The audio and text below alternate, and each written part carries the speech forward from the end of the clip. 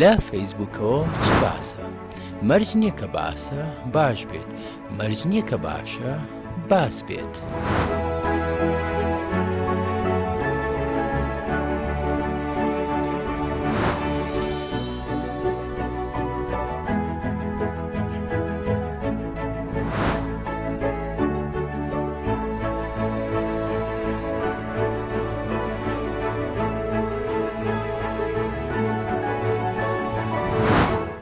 لە فەیسبووکەوە چ باسە؟ 100 ڕۆژ دەستپێکێک بۆ ئایندە بابەتێکە نەدا مێرگە سووری نووسیوێتی لەو گێژاو خۆ پیشاندانی کە هەر لە مانگی ئۆکتۆبەرەوە عراقی فێدراڵی لە ناوەڕاست و باشوورگرتەوە سەرۆکوەزیرانی تاقانەی هەرێم ئەو دەوڵەتە فێدراڵی دوای تەنها 100 ڕۆژ لە دەست بەکاربوونی کابینەکەیەوە باسی ئەو پەنگاف و دەستکەوتانی حکوومەتەکە دەکا کە بە پلان و ئیدارێکی جدی توانیوێتی لە ماوە 100 ڕۆژ دەست بەکاربوونی وە کابینەی نوێمی حکوومەتی هەرێمی کوردستان بەدەستی بێنن. لە ڕێکەوتی 7 دێسەمبەری ساڵی 2019 بەڕێز مەسرور بارزانی سەرۆکی حکوومەتی هەرێمی کوردستان بە بۆنەی 100 ڕۆژ تێپەڕبوون بەسەر کابینەی نوێمی حکوومەتی هەرێمی کوردستان گوتارێکی تێر و تەسەلی پێشکەشی هاوڵاتیانی هەرێمی کوردستان کرد. لەو گوتارەیدا تەواوی ئەو هەنگا و خاڵانی باس کرد لەو ماوەیەدا خۆی و تیمەکەی لە حکوومەتەکەی ئەنجامیاندا و خاڵی گرنگ باس کرا و ئومێد و متمانەی زیاتریش بۆ هاوڵاتی دروست بوو کە ئەم حکوومەتە بەکردار دێ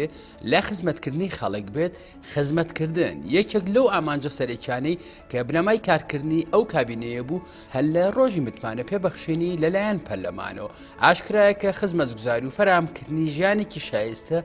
یەکێک لەو بابەتە هەرە هەستیار و گرنگانەیە کە هەر تاکێکی کۆمەلگا داوای دەکات و فراهەم نەکردنیشی زۆر گلەی و گازندەی لێ دەکەوێتەوە. بەڵام بەپێی ئەو ئاماژانەی کە لە هەرێمی کوردستان و لە عراقدا هەن ئەومان پێدەڵێن کە هاوڵاتیان هێندەی نیگەرانی بوونی گەندەڵی و نادات پەروەریە هێندە بیری لای خزمەتگوزارە سەرەتایەکانیە، چونکە دەزانێت هەر ئەو دووشتان کە دەبنە هۆی وێرانکردنی ژێرخان و سەرخان و داهاتووی هەرێم و عراق لەو گوتارە پوختەی سەرۆکی حکوومەتی هەرێم پێشکەشی کرد هەوڵی باشخرایە ڕوو بۆ سنووردارکردنی هەردوو ئافاتەکە کە گەندەڵی و نادات پەروەریە. ئەمەش بە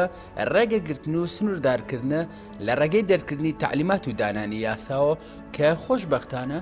یەکێک لەو چوارچەوە یاسایانەی کە ڕێگە دەگرێت لە تەشەنەکردنی زیاتری گەندەڵی پرۆژەی یاسای چاکسازێک کە لەلایەن حکوومەتەوە کارێکی دی بۆ کراوە لە سەروبەندی ڕەوانەکردنێتی بۆ پەرلەمانی کوردستان بەو هیوایە کە پەرلەمانی کوردستان بتوانێت لە پێناو بەرژەوەندی هەرێم و هاوڵاتیان بە زووترین کات پەسەندی بکە هەر دەوڵەتێک بە کۆنتڕۆڵکردنی هەردوو بابەتی گەندەڵی و ناداتپەروەری و بەدانانی پلانی گونجا بۆ چاکسازی و شەفافیەت و گەیاندنی خزمەتگوزاری شایستە و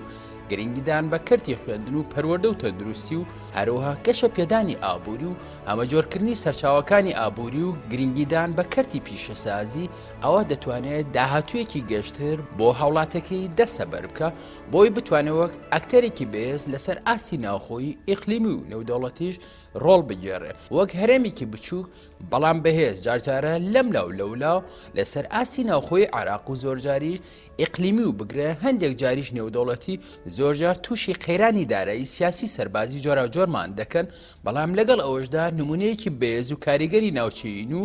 لە نێو هاوکێشە سیاسەکانی ناوچەکەش ڕۆڵی کاریگەرمان هەیە و کاراکتەرێکی بێدەوڵەتی پڕکاریگەرین. بەڵام لەگەڵ ئەوەشدا بێکەم و کورتی نین و پێویستمان بە پێداچوونەوە و چارەسەرکردنی هەموو ئەو کێماسیانە هەیە کە بەرۆکی پیادەکردنی حکمێکی ڕەشید دەگرن لەم هەرێمە، چونکە وەک هەرێمێکی هەڵکەوتەی ئیستراتیژی گرنگ پێویستمان بەوە هەیە لە هەموو ڕوویەکەوە بەهێز بین. بێگومان هەر دەرەنجامێکی باش لە سەرەتایەکی باشی خوددان پلانی تۆکمە دەست پێ دەکا کە خۆشبەختانە لە هەرێمی کوردستان کابینە لە دوای کابینە هەنگاوی باشتر دەهاوێژێت و بۆ هێنانەدی ئەو وێژینە استراتیژیانی کە هەرێمی کوردستان بۆ ئایندەیەتی هەر بۆیە 100 ڕۆژی دەستکەوتی ئێستا پەیژەیەکی سەرکەوتنە بۆ ئایندەیەکی بەهێز دەبینین دوای 16 ساڵ لە حکومڕانی سەرڕای هەموو ئیمکانێتە مادی و معنەوی و پاڵپشتی نێودەوڵەتی. بەڵام لەبەر نەبوونی ئیدارە و پلان و ڕۆیایەکی دروست بۆ حکومڕانی عراق بەرەو هەڵدێر و داڕمان دەچێت دوای 16 ساڵ و بەهبوونی پارێکی زەبەلاح لە بەردەستی حکومەتەیەک لە دوایەکانی عراق. بەڵام خزمەتگوزاری لە ئاسی پێویستنی و بگرە سفریشە گەندەڵی ڕۆشۆتە نێو هەموو جنگەکانی بەڕێوەبردن و هەموو دەسەڵاتەکانی دەوڵەت لە هەمووشی سەیرتر هیچ کەس و حزبێکیش نییە ئیرادە و هێزی چارەسەرکردنی هەبێ هیچ ئومێدێک نییە بۆ ڕزگارکردنی عراق بەڵکو هەمویان ملیان ناوەتە بەریەک و تازە بە تازە شەڕی تایفی و مەزهبی دەکەن نەبوونی حکومێکی ڕەشید و بوونی گەندەڵەیەکی بێسنوور و پێشکەشنەکردنی خزمەتگوزاری پێویست و چارەسەرنەکردنی کێشەکانی عراق و هەیمەنەکردنی بیری مەزهبی و تایفی و تەدەخولکردنی دین لە دەوڵەت و شوێنگرتنەوەی میلیشیا و هێزی چەکداری عەشایرەکان لە جیاتی حکومەت و دەستگا ئەمنیەکانی عراق و نەبوونی حکومەتێکی بە ئیرادە و خاوەن پلانی تۆکمە عراقیان بەرەو هەڵدێر بردو و لە بەردەم داڕمانێکی مەترسیداردایە گومانی تێدانێ کە پێشکەوتن و گەشەکردنی هەرێمی کوردستان دەتوانێت ببێتە یارمەتیدەرێکی باش بۆ عراق بۆی سوود لە ئەزمموی کوردستان وەرگرن و خۆیان لەو گێژاوی تی کەوتون ڕزگارکەن ئەگەر کەمە بەستیان چارەسەرکردنی کێشەکانیان بێت و چاویان بە پێشکەوتنەکانی هەرێمی کوردستان هەڵبێت هەرێمی کوردستان بە هەموو دەسەڵاتەکانیەوە هەوڵی جددیدا و دەشیدات بۆی بکەوێتە سەر ڕاستەڕێی دروست ئەزمونە تاڵەکانی ڕابردوو بێبوجەی و خەیرانی دارایەکانی هەرێم کە بە زۆر و بەنادەستوری بەسەر هەرێم سەپێنران و هەڕەشەی داخستنی سنوورەکان لەلایەن وڵاتە ئیقلیمیەکانەوە کە دڵنیام تا نەبینە دەوڵەت هەر بەردەوام دەبن ئەوەمان پێ دەڵێن کە زەرورەتێکی هەر لە پێشینەی هەرێمی کوردستان و بە تایبەت حکومەتەکەیەتی کە هەوڵی جددی و بەردەوام بدا بۆ چارەسەرکردنی هەموو ئەو کێماسی و گرفتانەی لە هەرێم هەن بۆی هەرێمێکی بەهێز هەبێ کە خۆڕاگر بێ بەرامبەر بە هەموو هەڕەشەیەکی ناوخۆیی دەرەکی ئەم هیمەتە لە کابینە یەک لە دوایەکانی حکومەتی هەرێم بەدیکراوە خۆشبەختانە کابینەی نوێمیش هەر لەو 100 ڕۆژەی دەست بەکاربوونیەوە بە دیاریان خست کە ئەرکێکی قورسیان هەڵگرت و ئامانجی لە پێشینەیان خزمەتکردنی خەڵکو و ڕاستەڕێکردنی کاری حکومەتداری و بنبەڕکردنی گەندەڵی و نادادپەر و بێزکردنی هەرێمی کوردستانە لە هەموو ڕوویەکەوە هەر بۆیە ئومێدی باش بەدی دەکرێت بۆ هێنانەدی کوردستانێکی بەهێز لە فەیسبووکەوە چ باسە پێداویستەکانی گۆڕانکاری کە بابەتەکە فەرهان جەوهەر نووسیوێتی هەر وڵاتێک بێ پێشکەوتن و ئارامی تێدا بەردەوام بێ پێویستە سیستەمی سیاسی گۆڕانکاری بەردەوام ئەنجام بدە چونکە ئەگەر ئەو گۆڕانکارە بەخواست و ئیرادەی خۆی نەکا ئەوە خەڵکەکەی هەر تا ماوەیەکی دیاریکراو دەتوانێت چاوەڕێ بن دواتر خۆیان دەست دەبن بۆ ئەو گۆڕانکاریە لە وڵاتە ڕۆژئاوایەکان میکانیزمی ئەنجامدانی ئەو گۆڕانکاریە دیموکراسیە بەڵام لە ڕۆژ هەڵات بە تایبەتی ئەو ناوچەی ئێمەی تێدا دەژین دیموکراسی وەک سیستەم هێشتا نەبووە میکانیزمی گۆڕانکاری سیاسی و ئابووری ئەوەی کراوە یا لە ڕێگەی کودەتاوە بووە یا بە توندوتیژی بووە هەردوو ئەم ڕێگایش وڵات بەرەو کاولکاری و هەژاری دەبن هەندێک جاریش لە هەندێک وڵات دەسەڵات لە ڕێگەی هەڵبژاردنەوە دروست بووە بەڵام دواتر خۆی دژە دیموکراسی بۆتەوە و دەسەڵاتی خۆرەخ کردووە وەک ئێمڕۆ لە عراق دەیبینین حکومەت و پەرلەمان لە ڕێگەی هەڵبژاردنەوە دروست بووە بەڵام مامەڵەیەکی زۆر نادیموکراسیانە لەگەڵ خواستەکانی خەڵک دەکەن پەرلەمان نەک هەر ئامادەنیە گوێ لە خواستەکانی خەڵک بگرێ کە داوای هەڵبژاردننی پێشوەختە دەکەن بەڵکو باکی بەو هەموو خوێنڕشنە نییە کە ڕۆژانە لاوەکانی لە ناوەندی شارەکان دەبنە قوربانی هەروەها بە بەرچاویانەوە ڕۆژانە سەدان لەو خەڵکە دەڕفێن و دەگیرێن لەلایەن هێزی غێرە نیزامی بۆیە زۆرجار بەهۆی هۆشیاریگەلەوە هێزی دیکتاتۆر لە ڕێگەی هەڵبژاردنەوە دەسەڵات وەردەگرێ وەک ئەوەی نازیەکان لە ئەڵمانیا لە ڕێگەی دیموکراسی و دەسەڵاتیان وەرگر دواتر بوونە سەرچاوی جەنگێکی گەورەی جیانی کەتیدا نزیکەی 6 ملیۆن کەس بوونە قوربانی هەروەها لە میسر بەرهەمی ئەو گۆڕانکارە مەدەنی و سەردەمیەی خەڵکی قاهرە ئیخوانەکان بوون بەهۆی ناوشیاری خەڵکی داهاتەکان و چاواشەکردنیان بەناوی ئاینەوە لە ڕێگەی هەڵبژاردنەوە دەسەڵاتیان وەرگرت دواتر کەمتر لە ساڵەیەک خەریک بوو هەموو جۆمگەکانی دەسەڵاتی سیاسی و ئابووری بە ئیخوانی بکەن هەرچەندە دوای ئەمانیش دەسەڵاتی سەربازی نەیتوانی دیموکراسی بۆ گەلەکەی بێنێ لە وڵاتی عەرەبی بەهۆی ناوەشیاری و نەخوێندەواری و هەژاری خەڵکەکەی بەرهەمی دیموکراسیشگە لە ئیخوانەکان نەبێ شتێکی دیکە نییە ئەوانیش تا ئەو سنوورە دیموکراسی قبوڵ نەکەن کە پێی دەگەنە دەسەڵات دواتر هەوڵی سڕێنەوەی هەموو مۆرکێکی مەدەنی و دیموکراسی دەدەن دژەکانی ئەمانەش دەسەڵاتی سەربازی کە ئەوانیش هێزی قۆڕەخار و جە دیموکراسین بۆ یەگەر ئێستا سەیری نەخشەی سیاسی وڵاتانی عەرەبی بکەین جگە لە وڵاتانی کەنداو نەبێ کە حکمێکی قەبەلی بەڕێوەی دەبن بەهۆی زۆری داهاتوو کەمی ڕێژەی دانیشتوانیان کێشەی سیاسی ئەوتۆیانیە ئیدی هەمویان حکمی سەربازی یا ئیخوانیە کە هەردووکیان ناتوانن چه پێشکەوتنێک و خۆش گوزەرانێ بۆ خەڵکەکەی خۆیان دابین بکەن بۆیە دیموکراسی چەندە پەیوەستە بە سیستەمی سیاسی دوو هێندە پەیوەستە بە پەیوەندی کۆمەڵایەتەکان و پێشکەوتن و خوێندەواری خەڵک ئەگەر میلەت هۆشیار و خوێندەوار نەبێ ناتوانێت جاکاری لە نێوان هێزە پۆپۆلیستە دەسەڵات خوازەکان و هێزە ڕاستەقینە دیموکراسیەکان بکە وەک ئەوەی ئەم ترسە بۆتە مۆتەکە لە وڵاتانی ڕۆژاوا بەهۆی سەرکەوتنی هێزی شۆڤێنی ڕاستڕەوەکان کە دەیانوێت گوێ بە بەها دیموکراسیەکان بۆ پاراستنی مافەکانی مرۆڤ و مافەکانی پەنابەری نەدەن بۆەوەی خواستی زۆری خەڵکی وڵاتانی ڕۆژاوا بۆ پەنابەری و دواتر مەترسی بوونیان لەسەر ئاسایشی ئەو وڵاتانە بۆتە ئەوەی هەر حەزبێک دژە بیانی بێ دەنگی زیاتر بێنێ بۆیە دوور نییە لە ماوەیەکی نزیکدا لە هەموو وڵاتانی ڕۆژاوا دەسەڵات بکەوێتە دەست ڕازڕەوە شۆڤێنیەکان وەک ئەمڕۆ لە ئەمریکا کەسێکی ڕازڕەوی شۆڤێنی وەک ترەمپ دەدەسەڵاتە بەمەش ئاسایشی هەمووجیان دەکەوێتە مەترسیەوە هۆشیاری مرۆڤ هەمیشە بە پێیکات پێش دەکەوێت بۆیە ئەوەی بۆ ئەمڕۆ گرنگە و پێویستە بۆ سبێنە دەبێتە شتێکی ناپێویست پێداویستەکانی هەر قۆناغێک جیاوازن لە قۆناغی پێشخۆی حەزی گۆڕانکاری و زانین لە ناخی مرۆڤدا بە سروشتێنراوە ئۆکاری تون و تژی سیاسی کۆمەڵایەتی هەر کۆمەلگایەک ڕێگرتنە لە خواسی گۆڕانکاری هەر سیستەمێک گۆڕانکاری لە خۆدا دەکات و بێتە هۆی ڕێگەگرتن لە گۆڕانکاری ڕوبەڕووی تون و تیژی دەبێتەوە. لە فەیسبووکەوە چ باسە؟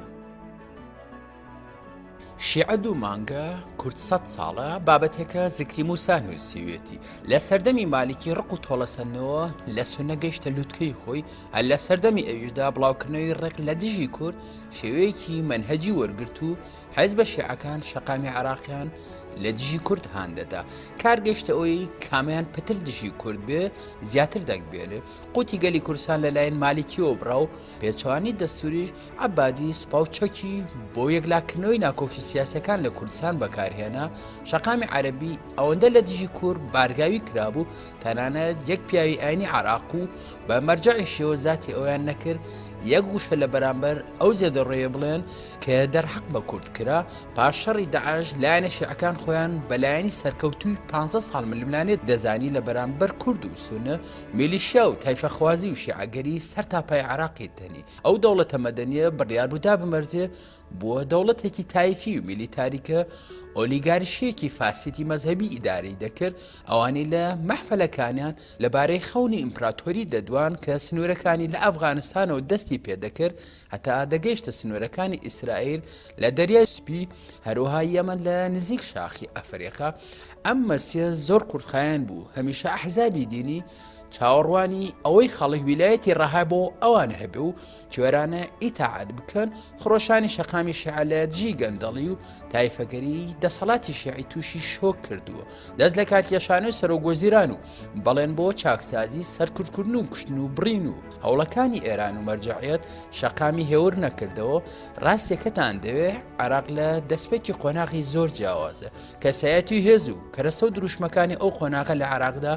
پێشتر نەبینراون سەرباری بوونی دەستێوەردانی دەرێکی و هەوڵەکان بۆ بەلاڕێدابردنی بەڵام ئەو خۆپشاندان و ناڕزایەتەکان هێزێکی نوێ و دینامیکی و استراتیژی داواکاریشی هەیە بە پێچوانی هەموو ئەو هەوڵانی کە دەیانێت وا پیشاندن کە خۆپشاندەران و شەقامی ناڕزایی شیعە دژی خواست و مافەکانی کوردن خاڵی هاوبەش لە نێوان داواکاریەکانی کوردستان و خۆپشاندەران هەیە دیموکراسی و جاکردنەوەی دین و دەوڵەت کە داواکاری خۆپشاندەرانە دەیان ساڵە دروشم و استراتیژی بسووتنەوەی ڕزگاری خوازی کوردستان بووە ئەگەر سەرکردەکانی کورد لە کاتی نووسنەوەی دەستوری عێراق نەبان عەرەبەکان دەستوریان بۆ دەوڵەتێکی سەر تاپادینی دەنووسیەوە حوزوری کورد لە عێراقی نوێ داوای کرد مافی پێک هاتە ئاینی و نەتەوەیەکان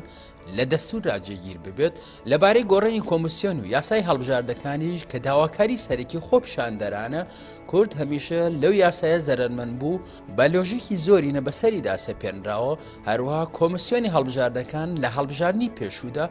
سەدان هەزار دەنگی کوردی سووتاند و حەوت کورسی کوردی لە نێنەوە بە ناحاق پێشکەشی ئێتلافی عەبادی کرد. ئەو قسەی ئێستا خۆپیشاندەران لەبارەی کۆمیسیۆن و یاسای هەڵبژاردنەوە دەیکەن کورد هەمیشە گوتوێتی و ناڕازی بووە. هەر لە ساڵی 2002 هەتا ئێستا هیچ سیاسێک بەقەدەر سەرۆک بارزانی تێبینی لەسەر بارودۆخی عێراق و پێشەلکردنی دەسوور نەبوو. ئەو یەکەم کەس بوو ڕایگەیان عێراق بەرەو دیکتاتۆریەت هەنگاو دەنێ. تەنها ئەو پرسیارە ئەوەی کرد 100 ملیار داهاتی عێراقی بۆ چۆن ڕۆشتووە. یەکەم جار سەرۆک بارزانی بوو کە هۆشاریدا عێراق بەرەو چارەنووسێکی نادیار و هەڵدێر دەڕوە. ئەو دەستنیشانی کرد کە دەستور پێشەل کراوە و شەراکەت و تەوافق پشتگوێ خراوە. سەرۆک بارزانی بوو کە ڕایگان لە بری ئەوە دەوڵەتێکی مەدەنیدا بمەرزێت وا خەریکە دەبێتە دەوڵەتێکی تایفی. ئەوەی شەقامی عێراقی داوای دەکا دەیان ساڵە کورد داوای دەکا. پشتگیری کوردیش لەگەڵ عادل عەبدولمەهدی بەمانەی پشتگیری لەو دەوڵەتە تایفێ نییە. کورد پشتی عادلی گر بۆی کەسانی وەکو عەبادی تەمێ بکات و پشتیان لە ئەرس بدات. لە بابەتی گۆڕینی دەستوریش ئەگەر هیچ کەس نەوێ دەست بۆ کەمکردنەوەی دەستکەوت و مافەکانی کوردستان و پێکاتەکان ببا، ئەوە کورد هیچ ناکۆچێکی لەگەڵ شەقامی خڕۆشاوی عێراقدا نییە. کوردیش دەوێت لە دەستوردا چەمکی هاوڵاتی بوون بەهێز ببێت و دەستور وا دابڕێژرێتەوە کە یەکسانی دادپەروەری بێتە ئاراوە.